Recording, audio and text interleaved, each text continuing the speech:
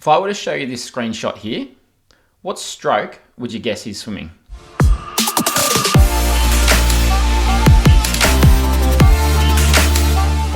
I asked this recently on our YouTube channel, and a number of people have said breaststroke, combat stroke. Some of you said freestyle. If you did say freestyle, you would be correct. But this has got to be the strangest snapshot that I've ever seen at an elite level in freestyle. Now, a couple of people have seen this video pop up recently. It's from the 400 IM at the European Championships from last week. And the swimmer is Ilya Borodin. I think I'm pronouncing that correctly.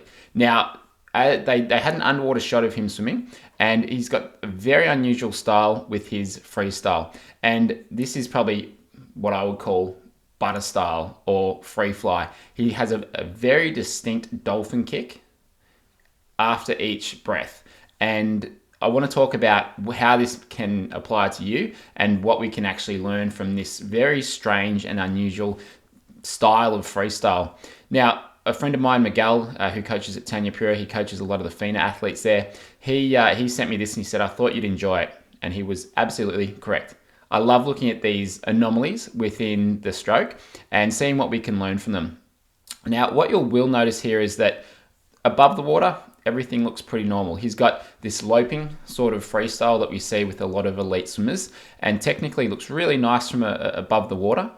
Below the water, one of the things that obviously stands out is that dolphin kick. Now, I can't help but think if we pause it in this position here, that looks very inefficient.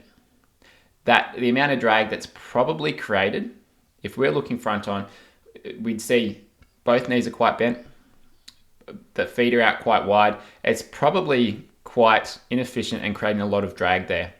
So I'm wondering whether or not he would be faster to not get into that position and perhaps change the stroke or change this part of the stroke a little bit. But that said, I'm not here to hate on him. He's the best, one of the best swimmers to come out of Russia at the moment. He's only just behind Michael Phelps's 18-year-old 400 IM time. He's only about a second behind it. So he is an elite level swimmer and a very young guy. So I'm not here to hate on the technique at all. I'm looking at this out of curiosity and just seeing what we can learn from it. Now, with this position, he does get this fly kick that we looked at. But if we compare that to someone like Paltrinieri, the 1500 meter gold medalist at the most recent Olympic Games, he has a similar style in that it's very unusual. And one of the things that he does, he's got this more sort of lunging or loping freestyle. And after he gets his breath, he really sort of drives with his hips as he reaches and extends forwards. Now, you'll see that happens here is there's a lot of power in your hips. So if you can use your hips to drive some of that reach and rotation out in front, that way you get to use your whole body when you swim compared to if you stay too flat and you don't use the power from your hips and from your rotation. So for me, that's what I've got from watching this strange and unusual freestyle stroke, is that there's a lot of power in your hips.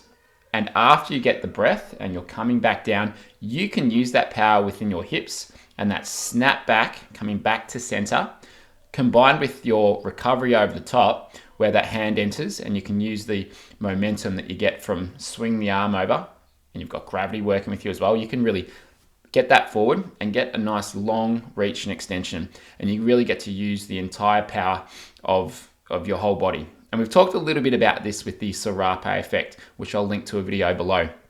But for me, all right, that's what I can gain from this video. Now, his splits, I think he went a 28.5 for that last 50 in the freestyle, which is right up there. It's very quick, but I'm just curious as to see. I wonder whether or not he would be quicker if he were to adjust it. So my question for you is, do you use your hips as part of your freestyle to help you swim faster? And do you use that snapback effect, particularly after you breathe, which is when we find that you can often get very good use of your hips? I think of someone like Mac Horton, who's got a very different style to this. He is quite a tall guy. He's got a much lower stroke rate and lower stroke count as well, but he's very good at using his hips and combining that with his catch and the recovery. And so if you have a look at that video here, you can see it's kind of similar in the way how he uses it, but obviously we don't have that dolphin kick. So I hope you enjoyed this video. Let me know in the comments below whether or not you use your hips to help you rotate and what you think of this style. Thanks for watching. See you next week.